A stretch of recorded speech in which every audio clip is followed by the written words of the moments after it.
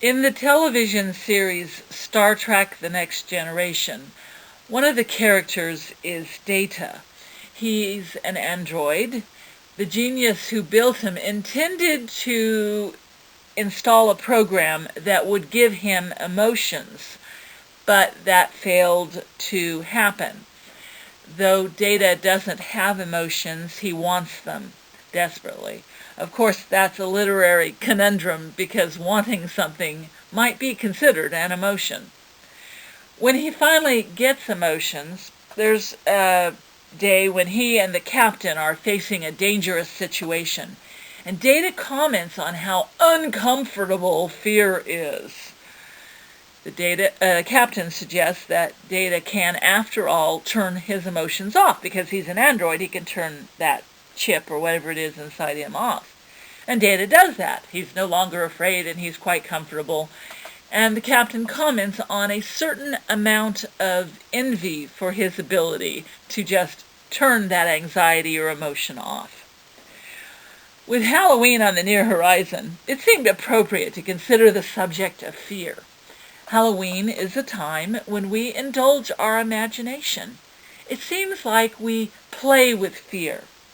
I'm not a psychologist, so it's just my guess that this may act as a safety valve, a way of exploring an aspect of life in a safe way because we have some control over it. After all, we can turn off the scary movie, we can take off the costume.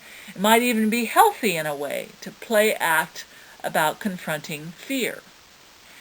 Fear is a part of life. To have no fear is to have no caution, to have no discretion. Without fear, we can put ourselves and other people into unnecessary danger. The early Christians knew a lot about fear. They were faithful to Jesus, but fear is a normal, it's even a useful human emotion. When Peter wrote to the Christians, we didn't see him denying fear, but he put it in context. Let's take Peter's words to the early Christians and to us, sentence by sentence. Now, who will harm you if you are eager to do what is good? If this is not a rhetorical question, the honest answer is that a lot of people may harm us, and some may harm us precisely because we're doing good. When Jesus talked to his followers, he was honest about this. He wasn't calling people to a safe and cozy job. And to some, Peter might appear to be shrugging it off, implying that his readers probably wouldn't be harmed. He knew better, and so did they. Peter also knew what it was to be afraid of the harm that could happen. He'd seen Jesus arrested and crucified for doing good, and the night that Jesus was arrested, he denied even knowing Jesus for fear that he would suffer the same fate. The story of Peter's denial must have been helpful to the early Christians. If they were afraid, even if they sometimes pretended not to be Christians in order to keep themselves safer, they would have known that one of the greatest leaders among them had also done the same, and he'd still gotten to pick up the pieces and continue loving Jesus. So it's hard to know what Peter meant in those words.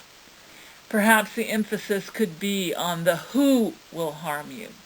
After all, if people will harm you for doing good, what kind of people are they in the first place? In other words, consider the source. And Peter went on to say, but even if you do suffer for doing what is right, you are blessed. Here he's acknowledging that people can suffer for doing good, but as paradoxical as it might seem, they will be blessed. Christians have puzzled over things like this for 2,000 years. Jesus called the poor, the persecuted, those in grief, for example, to be blessed. Peter here might have been invoking that same paradox. It's possible that if you emphasize the who will harm you in the previous sentence, we could say here that at least part of the blessing comes in not being among the people who are willing to harm others because they're doing the right thing. Isn't it nice to be able to look in the mirror and know that you're not one of those people? The emphasis upon the one who does the harm could be further seen in Peter's next statement. Do not fear what they fear, and do not be intimidated, but in your heart sanctify Christ as Lord. The willingness to harm others for doing what is right raises questions about the character of the people who are afraid of a world in which people do the right thing. I had a junior high school phys ed teacher who used to tell us things like, prejudice is small people trying to make themselves feel bigger by putting other people down. To me, Peter's words also invoke that. When people strike out and hurt other people for doing good, then perhaps it's because there's something small and mean inside that just can't stand it when nobler people do the right thing. The power base of some people comes out of the wrong things, so of course they're afraid of the right things, the good and beneficial ones. Whole books could be written on all of this, so that's just one idea about Peter's words. Yet among the things that Peter could be saying is this: look at the people who want to do you harm. You don't want to be one of them. It's far more blessed to be among those who are doing right. Those people fear the wrong things, so don't be intimidated. Don't be afraid of the wrong things, the things that they're afraid of. Instead, keep that place of holiness intact inside your heart. Don't give up on the right things. Don't give up on loving. Don't give up on kindness. Don't give up on mercy. Don't give up on serving. Then Peter continues, always be ready to make your defense to anyone who demands from you an accounting for the hope that is in you, yet do it with gentleness and reverence. Peter is reminding his readers that all the darkness in the world cannot erase the hope that we have as people of faith. And in that day and age, the hope was defended in the face of persecution. Today, that hope is more often defended in the face of apathy in a lot of parts of the world.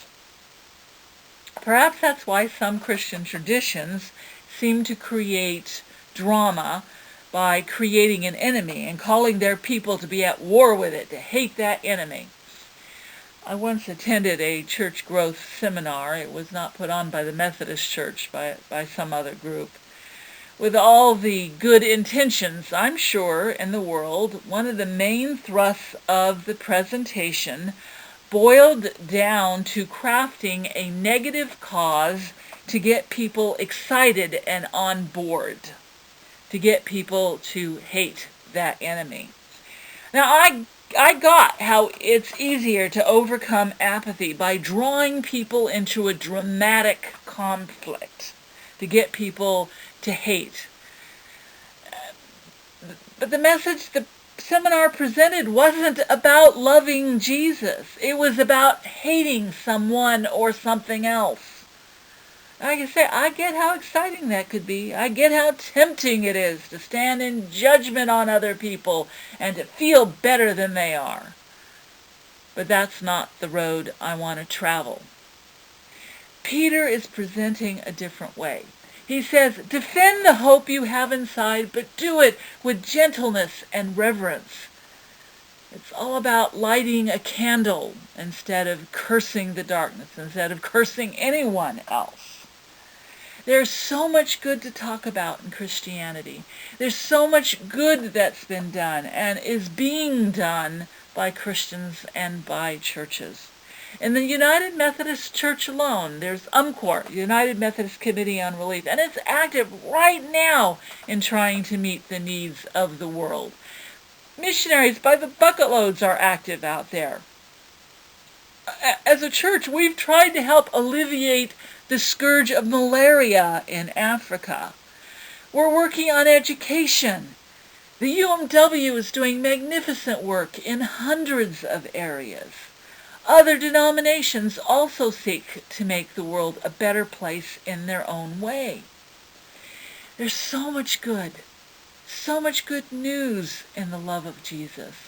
There's so much hope in knowing that our lives have purpose, that we can do good, that we can love, that we can practice mercy and kindness.